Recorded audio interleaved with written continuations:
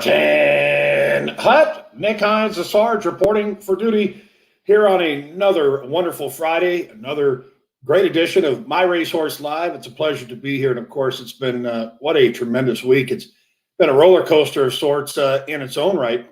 Two big announcements this week with the likes of multiple Eclipse Award winning champion Monomoy Girl, in addition to Eclipse Award finalist and champion in her own right in Got Stormy. Over 23 wins combined, 9 Grade 1 victories. They'll be setting the stage for what looks to be a winning campaign in 2021. And we are blessed and so fortunate to be part of what looks to be a winning journey. In addition to that, we will also be bringing you an interview and an opportunity to sit down with the 7-time Eclipse Award winning trainer and a gentleman in his own right there, and Todd Pletcher. Yesterday, we had an opportunity to speak horses and, of course, the lineup in which he trains for MyRacehorse. So we'll have that interview for you, in addition to kind of delving into Got Stormy Monomoy Girl, and, of course, a spotlight with our own Hannah Bloom in reference to horse stuff, and certainly look forward to horse terminology brought to you by Hannah. On that note, let's welcome in the team, our operations manager, Joe Mishak, our hostess with the mostest, all things social, Hannah Bloom, and, of course, our West Coast racing manager, Joe Moran. Good day, team. Hello. Good day. What a weekend. Another big weekend. It certainly is. It's amazing because last week's show, it seems like it was so long ago because so much has transpired since that time. And, of course, coming off of last week, what's great about the Todd Pletcher interview is that he'll have an opportunity to touch on Storm Shooter and his third-place effort. And I was able to kind of reap plenty of positives from that. But in addition to Daddy's Joy runner-up effort and Naismith, a race that I think will season him for good things ahead. So Joe Mishak, Joe Moran, with this exciting week ahead, I wanted to kind of jump right into it. A big announcement came yesterday about the new lease to race offering. And first things first, let's start with the champ, 2-time Eclipse Award winning champion, Monomoy Girl. Yeah, I mean, one of those type of horses, right, where it kind of speaks for itself. I think I do injustice every time I open my mouth and try to talk about her. I mean, what else can you ask of her, right? Obviously, we'll see what the year brings, and obviously there's some pretty big races out there throughout the year, and let's just see how aggressive. Obviously, how she starts off her year, which trainer Brad Cox has been singing her praises since her getting back into training late last year, and saying she's hopefully getting better than ever. And when you hear that high praise for a mare that's done what she's done, you can only wonder what the campaign looking forward looks like as we get down the road. Yeah, undoubtedly, when you consider the fact that she did make that remarkable comeback and was able to culminate a tremendous season, having won the Breeders' Cup at Distaff at Keeneland in November. And as she graduates into her 6-year-old season, it's kind of the old saying, like fine wine. Visually, I think she looks as good, probably better than she ever has. 13 of 15 in a career. She's never missed the exacta. She's earned in excess of $4.4 million. Joe Moran, when this whole process came about, it took my breath away. What was your first impression when we had the opportunity to come on board with Spendthrift? Yeah, it's just one of those things. I think you said it perfectly, taking your breath away. And to follow the amazing year of authentic with a horse like Monomoy Girl, and like I'll say, being at the Breeders' Cup, getting to see her in person, I don't think she's ever looked better in her career. And it's truly a horse that she knows what she is. When she hits that racetrack, she's a competitor, and she really knows what her job is, and she loves it. And I think that's why you've seen her overcome, the breaks in her career. She's been able to come back and fire back, and what a job by the Cox team to have her ready every single time. Joe Mishak, as you look at this weekend's event, of course, the race being slated on Sunday, great to have Oaklawn Park back in the mix, considering the inclement weather. She's been dispatched at even money. It's the Grade 3 Bayakoa. We obviously know, based on how 2021 hopefully will go for her, with the end game being the Breeders' Cup Distaff, or even potentially the Breeders' Cup Classic, at Del Mar. In this first step, how important is it for her to win? Is it all things necessary? Is it expected? And based on what you've heard, how is she trained coming up to this? Well, I think obviously we always want to win, and with a horse like this, you think they're ready to go, and she shows that she's just a bit about wins everything. Is it important in the grand scheme of things? No, I mean at the end of the day, you'd rather win the big race at the end of the year, right? If you're going to lose a race, you want it to be early in the year and as you're building towards something. But like I said earlier, I mean just in hearing from Brad Cox and all the way back through her training, he gave her a little bit of time after the Breeders' Cup and when she went through the ring at Fasig-Tipton last year. I mean, she came back better than ever, according to Brad. So obviously we all know that the situation at Oaklawn with the race having, been postponed a few times. And, that always affects training a little bit, but she stayed down at Fairgrounds all through this. So she's never missed any time from training. So, I think she drew perfectly. She's, 2 for 2 over a wet track. And honestly think she can just be wherever she wants to be, and she'll make her run and be hopefully well ahead of them. It's pretty remarkable to think that if not for that disqualification to Cotillion in September of 2018, she will have ridden essentially an 11-race win streak coming into this weekend. She won that race by a neck, was disqualified, and it was warranted, if you will. But Midnight Bisou, and I'm sure that Hannah's smiling there behind the scenes. She'll be back with us here momentarily. But all of that being said, it's just a tremendous opportunity. And quickly, Joe Mishak, what is the next step? As far as those that are wanting to participate with Monomoy Girl. Yeah, so we obviously opened up indicate interest yesterday. We sent a big email out this morning. So those looking to get interested in her, get on it, get your place, in that virtual line, and hopefully, we'll be getting qualification from the SEC here in a matter of a few weeks, and we'll be ready to roll here, hopefully sooner rather than later. All right, so we've got a nice tribute to Monomoy Girl. So let's take a look at that tribute to Monomoy Girl going postward this week in the Great mare that is truly one of the all-time greats in our industry, and I think that's not overstating her accomplishments at all. She is a 7-time Grade 1 winner of 13 of 15 lifetime starts, $4.4 million in earnings, multiple Breeders' Cup winner. Monomoy Girl has won the distance. She is truly at a really elite level, a class really almost by herself in the discussion of the great race mares. Oh, what a fabulous filly she is! Monomoy Girl wins it! So it is really exciting for us to be able to partner with MyRacehorse on her. I think the first time we saw Monomoy Girl's brilliance was probably when we ran her on the dirt in the Rags to Riches Wind-Turn Mile as a 2-year-old in the fall at Churchill.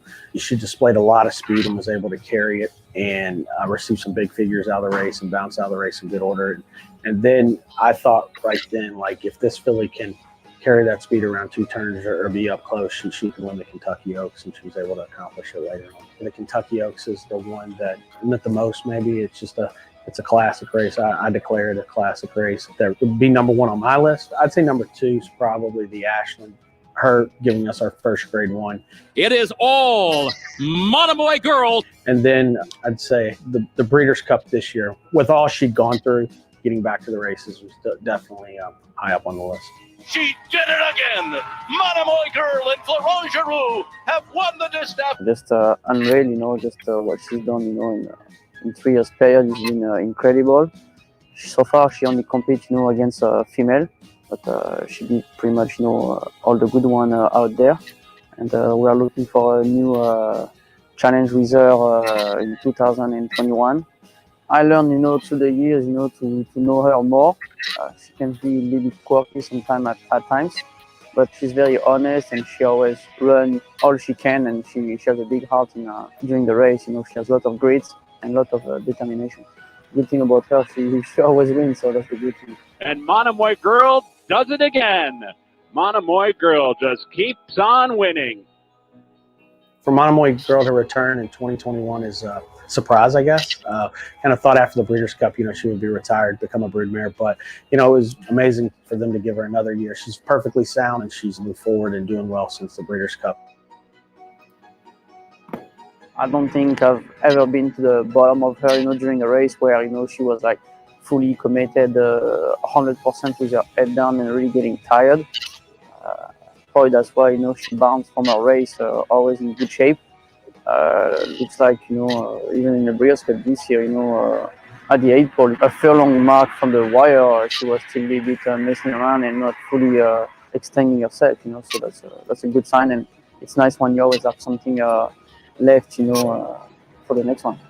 With Monomoy Girl being offered as a racing lease opportunity, this is going to give investors the chance to compete at the very highest levels of our sport. This is just a unique opportunity. We really wanted to be able to follow up this success and the excitement that we had with Authentic with something at a comparable level. Monomoy Girl, as one of the great race mares of all time, we think really fills that bill. I'm excited, actually. I think she can show more, and I'm hoping she can compete, at least one time against the Colt. That's definitely very, very high on my bucket list, because I know she can beat them, and it will show everyone she can do it. When you go to the sales, you've seen what's going to be offered in the catalog, but you never quite know what you are going to get when you go see these horses in person. Monomoy Girl is one horse who does not disappoint. She's not too big, but she's a very strong, muscular, well-balanced, well-made mare. Very sound, very correct, straight-legged, well-muscled, and all of the parts just fit together beautifully. This is an exceptional individual, really an imposing presence. When she stood up on the show ring at the sale, and again when she went through the sales ring, you really saw her just exude class. She stood up there like the royalty that she is, took everything in, and I think she pretty well understands we're all here just to take care of her and make everything life good for her. 9597, here we go down. I have Monomoy Girl definitely knows she's good. I don't think there's any doubt in my mind. Yeah, she's different. I mean, and like sometimes, like I said, I don't know if you can explain the different, but you can see it just being around horses. She's definitely different, and she knows she's good. There's no doubt about it. It's a very short list of horses that have been able to win 3 Breeders' Cup races. Beholder is one of those. This year, hopefully, we'll wind up at the Breeders' Cup with Monomoy Girl, and she'll add her name to that list as a 3-time Breeders' Cup winner.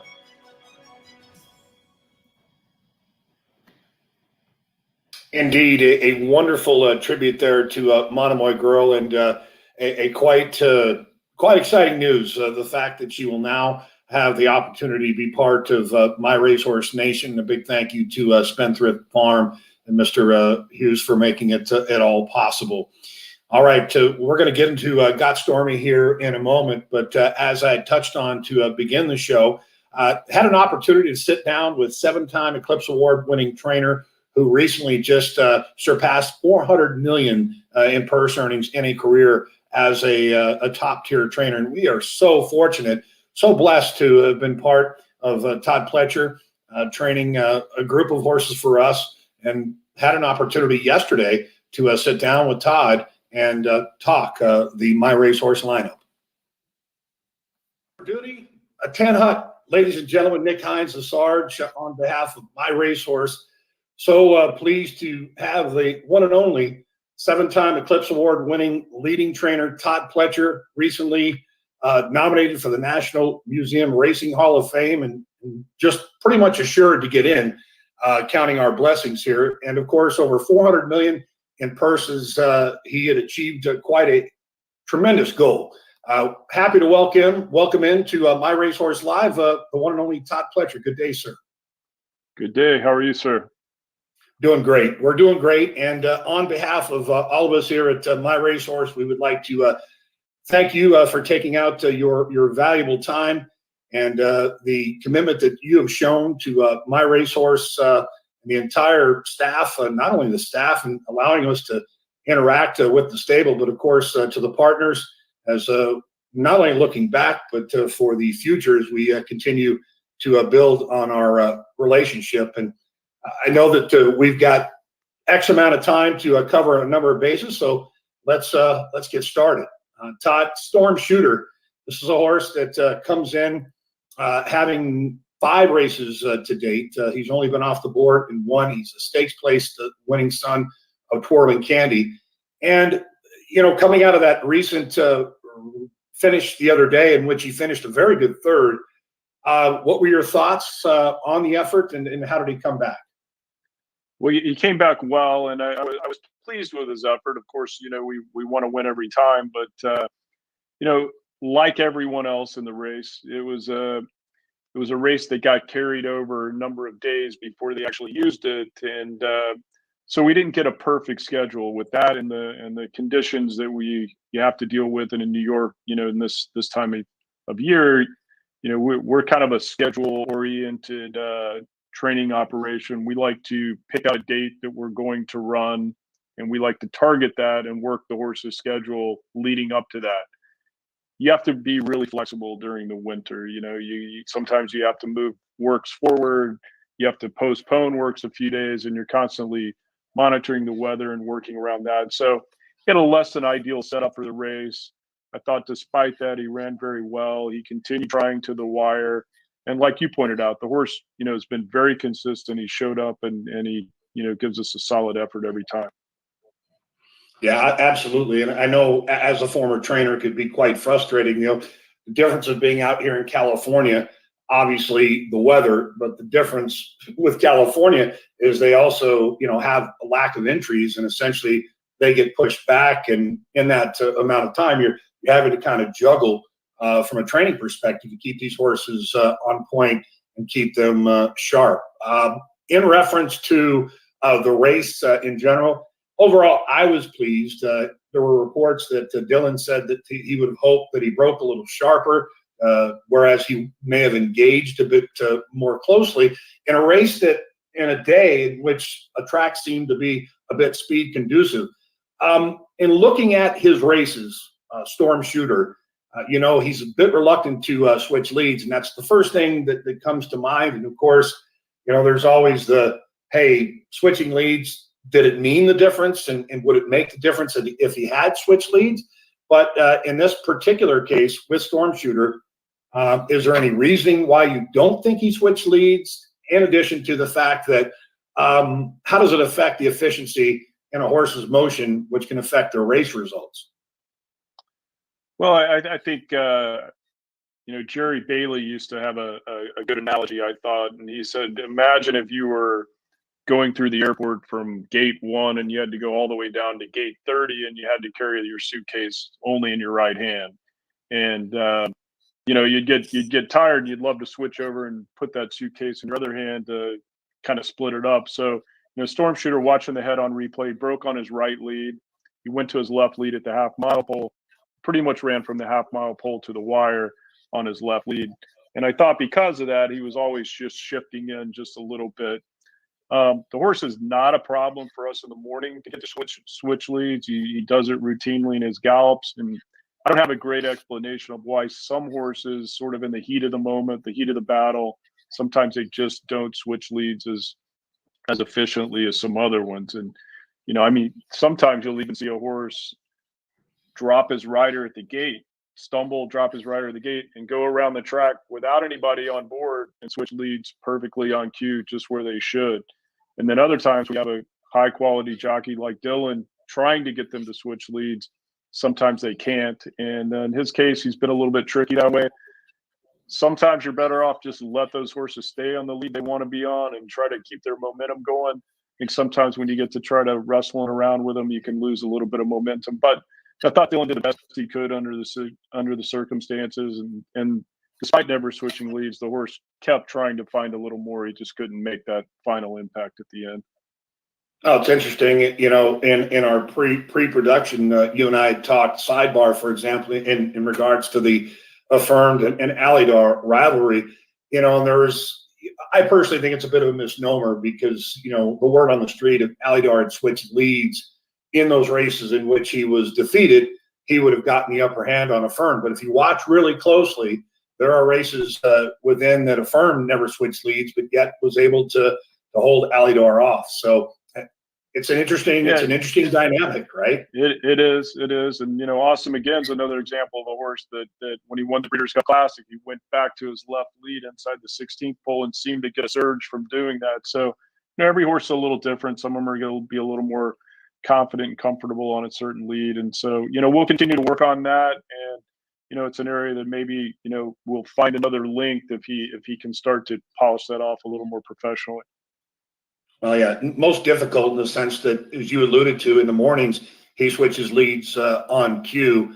And obviously in the afternoon, maybe when there's a little more pressure being applied. So from a training standpoint, there's some things you can do. What would be the one particular thing when you're trying to get a horse that ends up being left lead predominant in the afternoons, getting them to understand those cues better, to train them in the morning for the afternoon?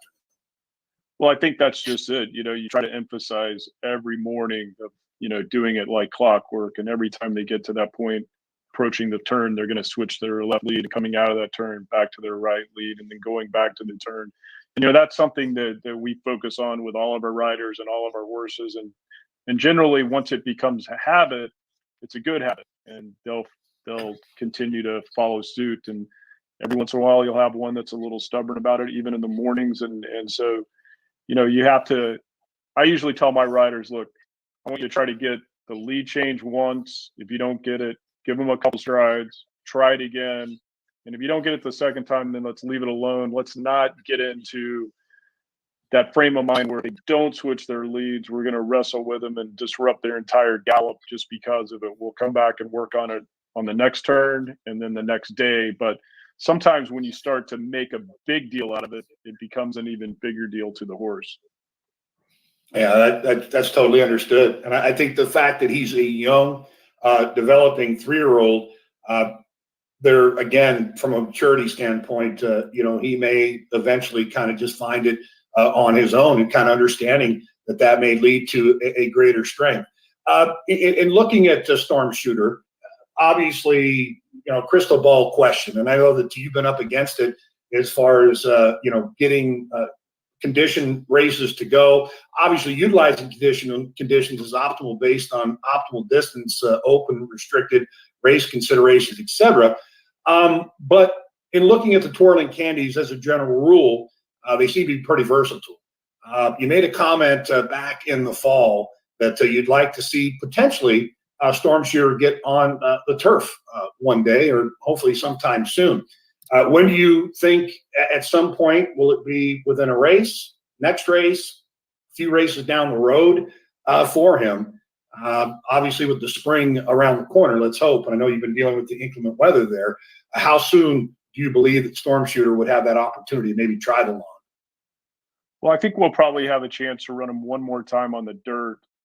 What the racing officials in New York are telling me is that they're going to write some races at the beginning of April, starting April 2nd, on the turf.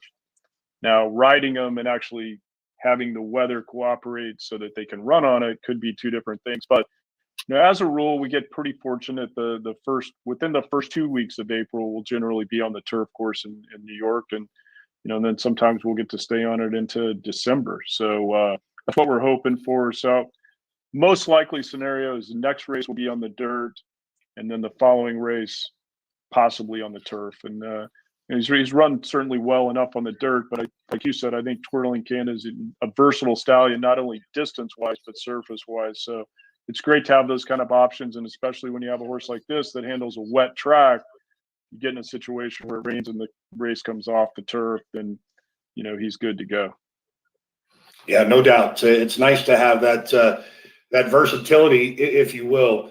And we certainly look forward to Storm Shooter and his development with MyRacehorse. And of course, speaking with trainer Todd Pletcher has done a phenomenal job. Storm Shooter breaking his maiden with consummate ease in career start number 2. And he's shown a nice development in numbers. Speaking with Todd, of course, here on My Racehorse Live. A big thank you to each and every one of you out there that have tuned in, speaking with the recently nominated National Museum Racing Hall of Fame trainer, Todd Pletcher, who's a 7-time Eclipse Award winning trainer. Now we move on to the next subject, and that would be American Heiress. This is a big, beautifully bred 3-year-old daughter of American Pharoah. A few minor setbacks last year.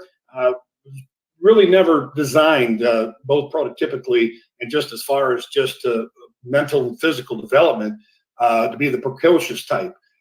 She's been in your barn for a few weeks now. You've had the opportunity to kind of keep your eyes on her and her training. Of course, we always talk about the perfect world of imperfection. When would you expect at this stage of the game to see her make it to the races? I think she's probably in the neighborhood of 5 to 6 weeks away from a race. This is a beautiful filly, very, very high quality individual. Obviously, impeccable pedigree, but I really like this filly's demeanor. I like the way she handles herself. Very professional, catching on to everything we've asked her to do without any problems.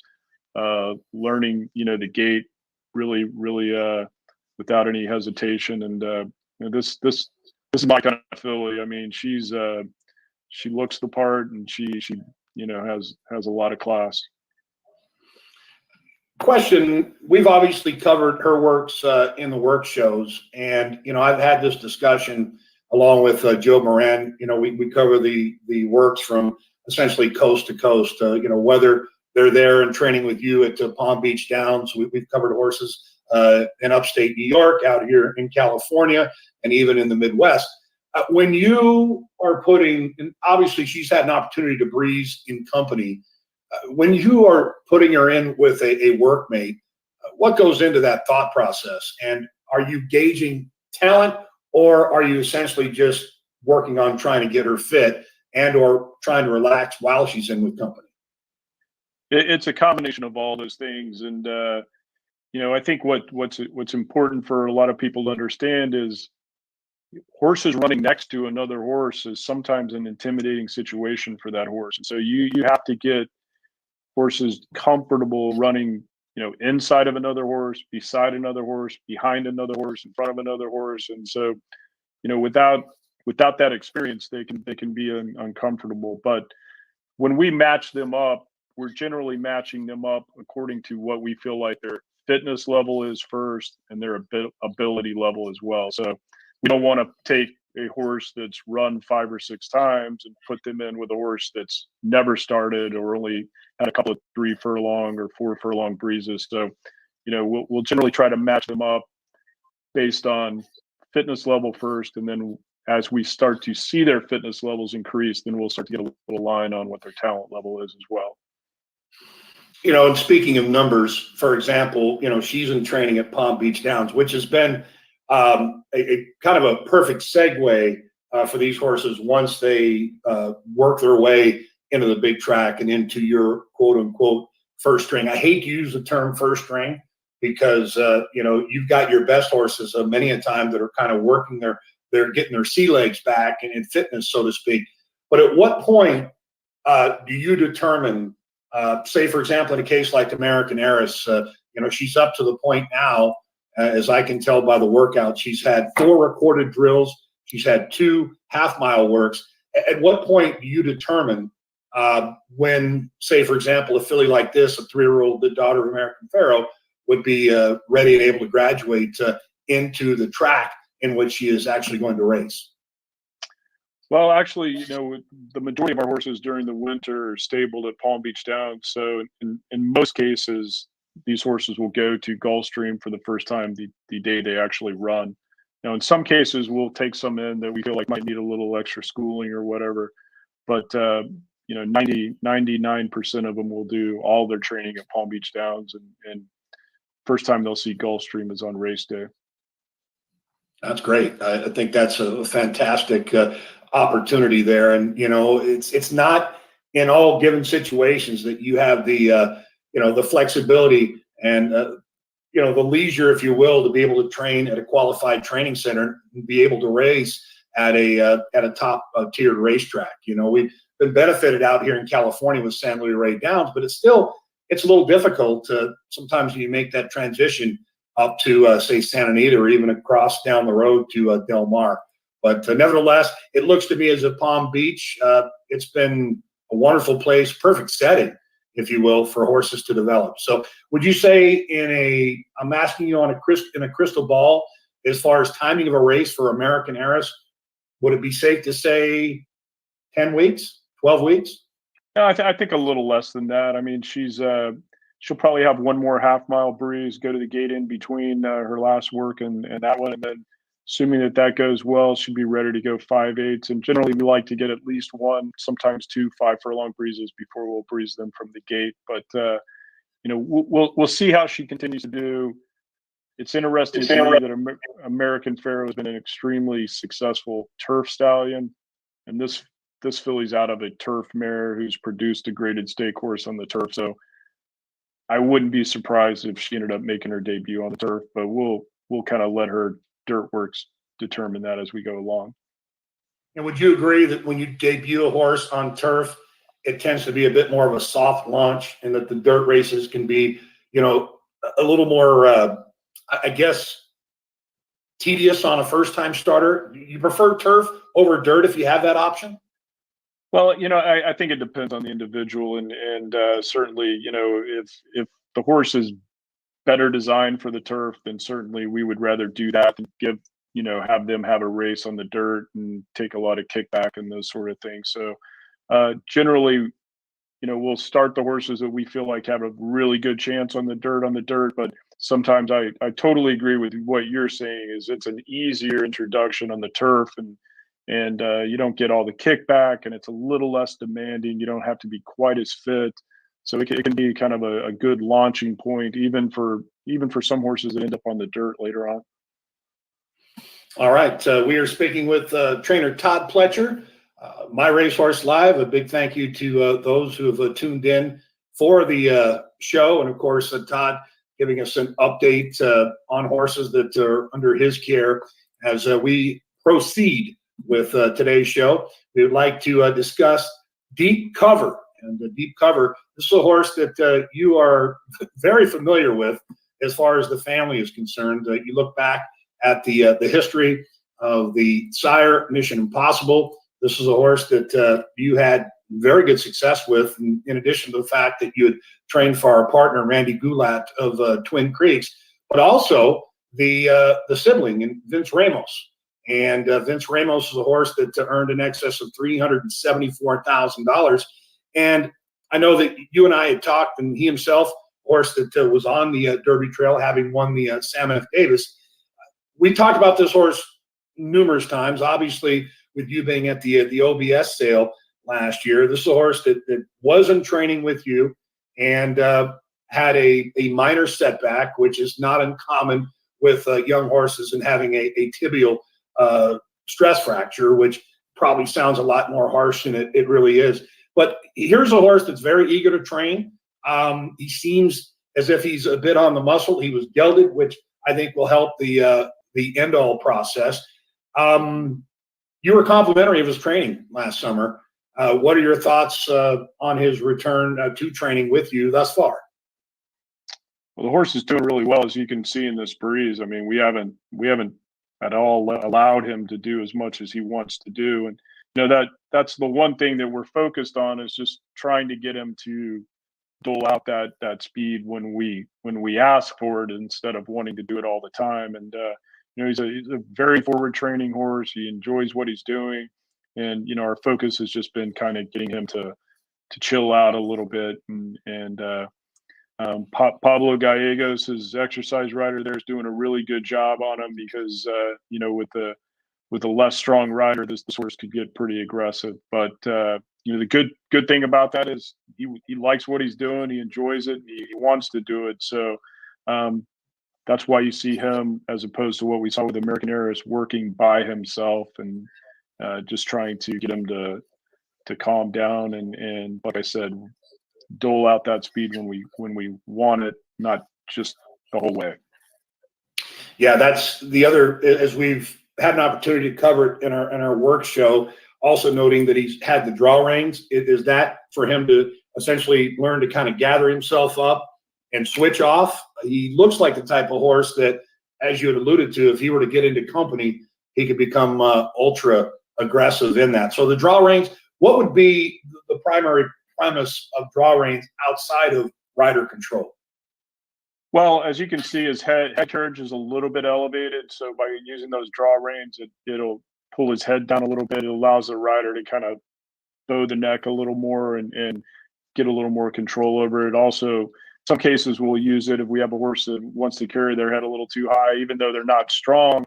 We can frame them up a little better, get their head carriage down, and get them to use their hind end a little more, as opposed to pulling themselves along. And so, there's a number of reasons why you would use draw reins. In his case, it gives the rider a little more control. All right, and as far as timing, it seems as if he's probably 2 to maybe 4 weeks behind, like a race schedule where American Heiress would be. Is that safe to say?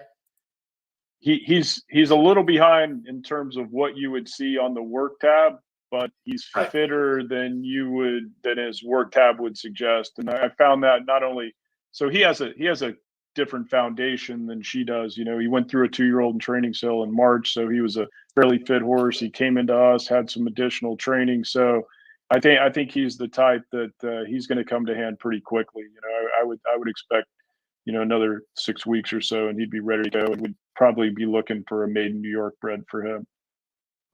All right, so we've got.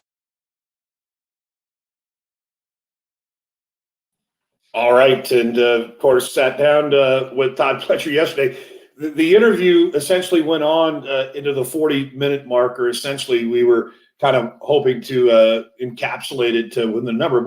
We certainly covered a number of bases, and for the shareholders, on behalf of MyRacehorse, we will be presenting to you those interviews in particular by a horse, essentially having their own chapters in their own right. I can't say enough how much we appreciate Todd. I was actually a little under the weather on Wednesday, pushed the interview back to Thursday.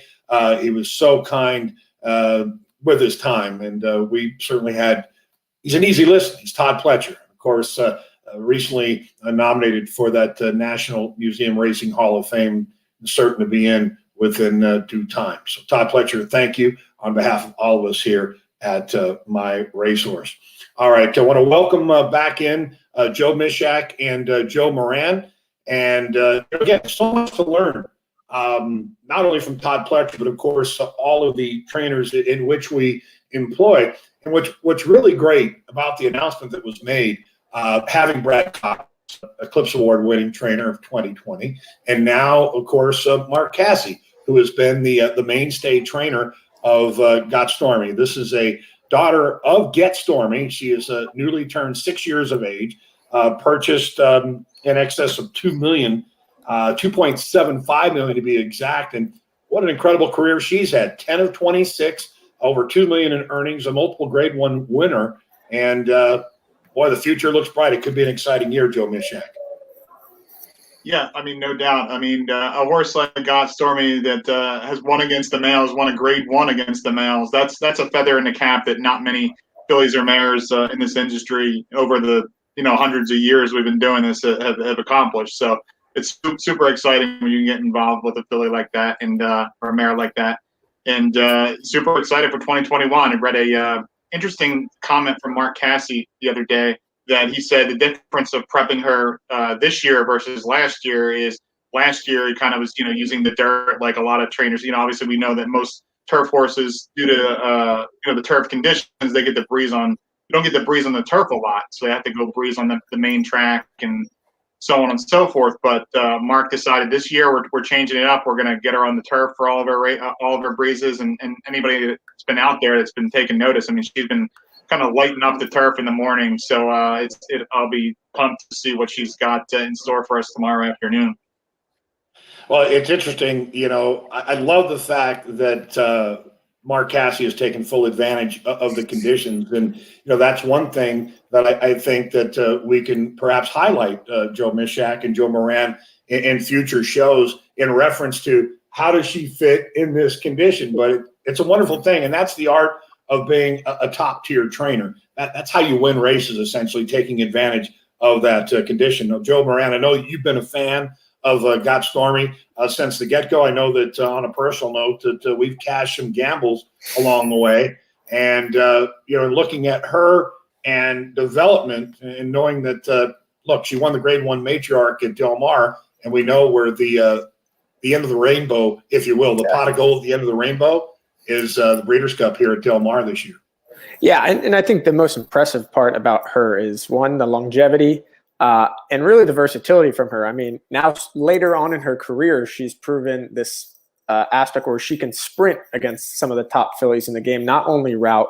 I remember at Santa Anita seeing her in that Breeders' Cup mile against Uni where the fillies ran 1-2. And that was just a race for me. Though she didn't win, I mean, it was such a game effort. They kept her in town for the matriarch, I believe, right after that, where she fired back huge. And she's a filly that she comes out and she tries hard. You know, there's some races where maybe she didn't bring her A game, whether it's an excuse of the surface or things of that nature. And then she comes right back with a huge effort. There's been times where we've cashed gambles on her, and I've also then played against her, and it's come back to bite me. So that's one thing that, I mean, she's a filly that just tries every single time, and she's hard to dislike.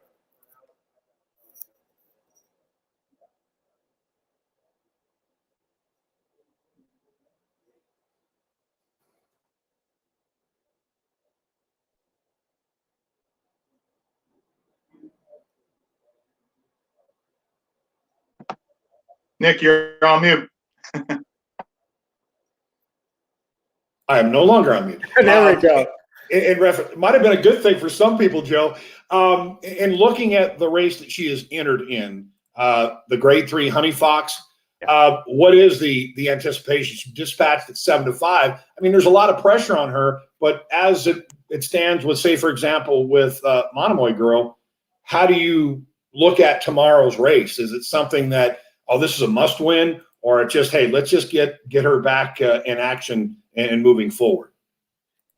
Yeah, I mean, I think she's a filly that, I mean, of course, with her ability and her talent, by no means, it would not surprise us if she was ready to fire with a big effort. But anytime you have a horse coming off a layoff, usually this first race coming from the Breeders' Cup is usually what they'll use as a prep race. So by no means do I think it's an all-in must-win race, but we also expect her to run a big race, and she's training great, and Mark said that. And Tyler Gaffleon knows her well. He's been with her since the early part of her career. And I think, you know, we did an interview with him as well, and he said she's just continuing to get better. So I would expect her to fire off the layoff here. All right, Joe Mishak, once again, remind the folks out there who want to be part of what could be an incredible journey with Got Stormy. And, of course, instantaneous action, if you will. We've got a tremendous weekend and a lineup with Got Stormy and the Grade 3 Honey Fox tomorrow, Gulfstream. And, of course, come Sunday at Oaklawn with the champ Monomoy Girl and the Grade 3 Bayakoa. Yeah, same thing. Head over to MyRacehorse and click your indicate interest, and we'll let you know after the qualification comes through from the SEC and open up that early access period, letting you know your number in line, and best of luck from there. All right, easy peasy, right? Boom, boom, bang, you're in, and off we go. It's just like, for me, it's like taking a trip to Disneyland. In fact, you have no idea how many text messages I received today and a couple of phone calls. Hey, Sarge, should I get in? I'm like, of course, let's play ball. It's been, look, on the heels of Authentic, you're playing with house money, but the reality is it's all about the journey. And I think you're getting in with two champions that is like none other. I mean, this is a one-stop opportunity, and a big thank you to Spendthrift for taking along what looks to be an incredible 2021. All right, well, gentlemen, we'll swing back to both of you here shortly, and wanted to kind of step into the next segment here. If you're a regular viewer of MyRacehorse Live, you would have seen that we've had some suggestions about explaining terminology, horse terminology, racing terminology, and also handicapping. So welcoming back in the All Things Social, Hannah Bloom, back into the show, so we can start by providing us some details. And I know we touched on it last week, but what Dapples are as pertains to the horse. Yeah, so I've really enjoyed these terminology segments. Last week we did our first one with coat colors for the horses, and I can't remember exactly which person it was, but they mentioned that we should talk about Dapples, so I thought, perfect, we'll talk about that today. So as you can see on this graphic right now, to kind of dumb it down a bit, I guess, whenever I saw Dapples, I was always confused. I would ask my dad, what's that kind of discoloration on the horse? But the way it's described is Dapples are round areas of hair that appear more deeply or differently colored than the base of surrounding coat.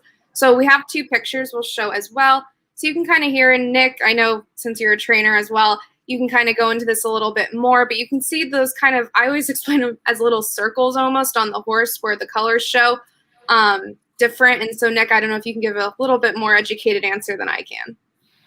Yeah, I was actually trying to play the guessing game here. I think we should create a game show with which horse is this? And I think we could get the shareholders to come in as contestants and say, hey, that's Storm Shooter. I bet they would be best at the game show. But yeah, in reference to the Dapples, as a former trainer, we always try and identify Dapples as health. And when you see Dapples, and what's really interesting is that, when you actually run blood panels, you run blood counts on particular horses, it's a sign of health. And generally, you don't like to see the long hair, because with the long-haired coats, as they kind of go through the winter time when it's colder, so to speak. But Dapples, not every horse has a capability of producing a Dapple. So, but the reality is that when you see the Dapples, they're awesome to see, and it's generally a good sign of a horse being healthy. Yeah, that's always what I've been told, that it's a good thing when a horse is dappled out per se. I can't remember which Tis a Magician race it was, but in the paddock, I remember him walking by beautifully dappled out. I don't know if that's the correct term, but that's what we are learning about Dapples. And, let us know what you would like to learn about next week specifically. I'd love to teach you guys a little bit more, and I'm learning along the way as well. Absolutely. I think it's a great, I've had that question happen often when I've been at the racetrack with friends, and they're like, what are those circular things? Well, generally I'll bet on those horses, and especially if you can follow the development, because as I'd said, some horses, they tend to be flat, and then all of a sudden you see the Dapples, and it's generally a very good sign. So thank you for highlighting that. And be sure, hey, look, if you're just a fan of My Racehorse and you want to send in some ideas on thoughts for our shows, feel free to reach out to All Things Social Hannah. She will be sure to bring them to the committee, and we'll have an opportunity to take a look and see if we can, break it down for you. All right. We are always keeping our My Racehorse nation essentially keeping them on their toes. And we mentioned Edge Racing to you before. And I'm going to welcome back in Joe Moran, a racing manager for Edge Racing. And of course, you've been leading the effort for Edge Racing. So quickly touch on what Edge Racing is, and tell us about a recent winner that you had. Yeah. So Edge Racing is, powered by My Racehorse. It's another product that we're bringing to the table here, and it's in the early stages. But it's going to be able to kind of offer shares at a higher, larger percentage, 10%, 5%. It's going to be a smaller group of offering from a number of shares standpoint. And from that end, we're looking for active racehorses that we can try to, whether it's claim, privately acquire, where we can take care of savvy conditions. You were talking and mentioning about conditions earlier in the show. And that's a big part about what we're trying to do with the Edge Racing program, is we're finding horses that we think can fit other places and things of that nature and be productive. So we had a horse by the name of Yes This Time that we privately purchased off a maiden 30 win at Fairgrounds. We shipped him to Kelly Breen at Gulfstream Park. He ran fourth in his first effort for us in a starter allowance condition. And then he fired right back in that starter allowance condition that we're going to watch here. And this was on Saturday, February 20th. And he went wire to wire. I think this is everything we expected and hoped from this colt as he progressed. Kelly Breen only had him for about 2.5 weeks in his first start for us, so I got to know this colt a little bit better. It was the second time Paco rode him, and it was great. He did have a strong headwind. He got some nice, comfortable fractions up front. And when he got contested, a little bit when they went into that far turn, he kicked on really impressive. And like we talked about, the note was he finished in 22-4, 22-3 that final quarter of a mile. So that was the most impressive part to us. Yeah, I think the other point that he earned his career best buyer speed figure, and when you look at his thoroughgraph pattern, but what I can appreciate, and I know that you and I have obviously teamed up with this particular horse, was kind of putting in the imagination. He did break his maiden for 30,000 at Fairgrounds, and he was able to step up in this particular race. And I couldn't. Again, couldn't thank the effort in the ride from Paco Lopez. If you look at the fractions, they went 26, 25, 22, and 3. So the fact that he was able to get out there and exhale and then finish, this was a big win. So congratulations to you, Joe, on the accomplishment with Yes This Time. He's certainly a horse that has some ability. And certainly that talent level, hopefully will get him to that next level as he still works through some conditions. As a son of Not This Time, who has made quite a splash as a second-year stallion. Yeah, absolutely. And as you mentioned, we can come right back in this condition. So hopefully we'll get one more opportunity at Gulfstream to fire back right into that condition. All right. Well, tell us about the newest offering, Dancing Crane. Yeah, so we just acquired our third offering for the Edge program. It's a 3-year-old filly by Pletcher. She was coming off a career best win, an eye-catching wire-to-wire win at Tampa in the first level allowance race. Put up a career best buyer of 78, a 12 on the thoroughgraph sheets, which succeeded the winner of the first level allowance condition winner at Santa Anita, who ran a 12.5 and 5 picks please. She followed up that win by a second in the Sweet Life Grade 3 at Santa Anita. So really what went into that plan was really finding a horse that fit on sheets, numbers, and most importantly, like we always talk about, the visual. She caught our eye from the get-go in that replay. She's not the biggest, but we kind of joke around and call her little megahertz. It's not really about the size of the individual, but the heart and the effort they put out there. So we're excited about her. She just went up for sale yesterday. And if anyone has any questions, you can feel free to reach out to me at moran@myracehorse.com or also edge@myracehorse.com. We'd be happy to answer any questions regarding the horse or just the program in general if you want to learn more about it. All right, this is great. And, once again, you got off to a rocket start with Yes This Time, and appreciate the fact that you were able to attain a filly who's by the leading third crop sire in Pletcher. And Dancing Crane right here in Southern California, looking to take advantage of the sunshine bonus, if you will, and potentially would be competing for a purse at that entry level allowance level in excess of $100,000 with that bonus incentive, in addition to that $3,000 to ship, which is a wonderful thing. So thank you for that. Thank you. It's been a team effort for the whole My Racehorse team, so we're happy to get this program going. All right, so be sure to reach out for Joe Moran if you have questions regarding anything Edge related, and we'll look forward to the development of Yes This Time and the local debut of Dancing Crane. All right, each week on My Racehorse Live, we were trying to keep you all learning, and Hannah is the best at that. She's an excellent teacher, by the way. She is spotlighting a horse each week.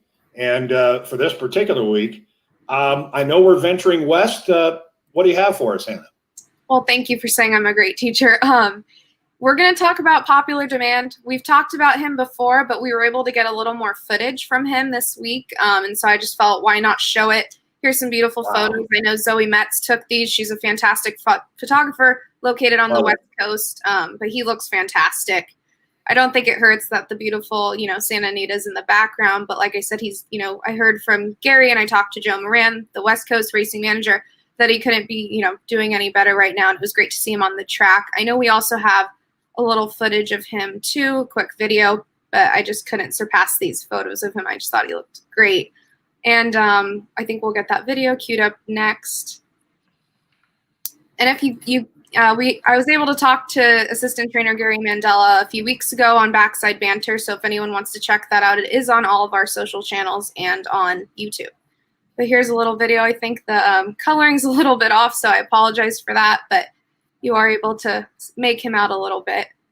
And like I said, it was nice to see him out on the track and looking great, so it was nice to spotlight him again for another week.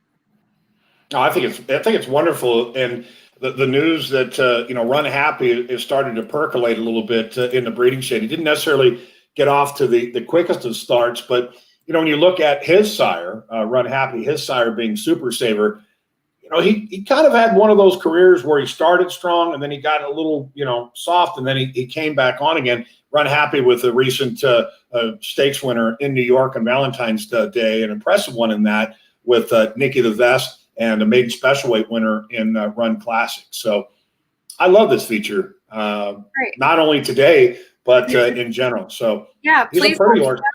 Whoever you want me to highlight each week. I love the suggestions. And to kind of go off the terminology segment as well, Debbie Ratcliffe, I see you wrote in and talked about wanting more explanation on wagering. I would love to do that. I've kind of mentioned that for a few weeks because I know when the three guys get on and talk about their tickets, I'm not as advanced. So I would love to kind of teach you all a little bit more about handicapping, and I can learn along the way. So like I said, I love the suggestions and keep sending them in. Well, I think there's so much to offer and so much to learn. And that's the wonderful thing about My Racehorse. It's a process, as we often call it. And I am privileged and honored to be part of it. And big thank you to you, Hannah. I know your efforts are obviously don't go unnoticed. Not only yesterday with Todd Pletcher and the interview that took place. And again, thank you for bearing with me as I was under the weather a bit, but better now. I'm always better when I see you. And of course, being part of My Racehorse Live. So thank you. We'll keep our eye on the suggestion box. Be sure to reach out for Hannah. And that is going to do it today for us, ladies and gentlemen. I want to thank each and every one of you for tuning into My Racehorse Live. Of course, Todd Pletcher for setting some time aside to discuss and go through each and every one of the prospects. Appreciating Joe Moran, Joe Mishak, the insight with the newest offerings. Of course, Champions will be setting the stage for what looks to be a winning campaign in 2021. Got Stormy tomorrow in the Grade 3 Honey Fox, and then rolling right into Sunday with Monomoy Girl looking to continue her championship run in the Grade 3 by Koa. Of course, a little salute going out to Adam behind the scenes. Thank you for the work you do. On behalf of everyone here at My Racehorse, we thank you for joining us here on this Friday. Enjoy the rest of your day. Enjoy your weekend. Until next time, we'll see you in the winner's circle.